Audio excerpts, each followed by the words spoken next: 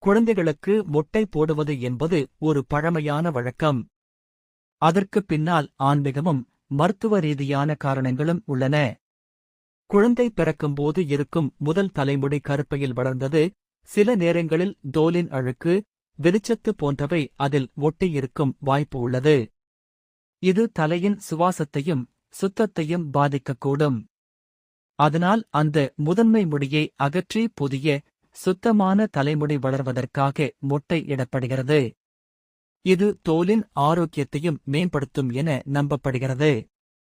மேலும் மொட்டை சடங்கு ஆன்மீக ரீதியிலும் முக்கியமானதாக கருதப்படுகிறது. குழந்தை புத்திசாலியாகவும் பாபிகள் நீங்கியவராகவும் வளர வேண்டும் என்பதற்காக.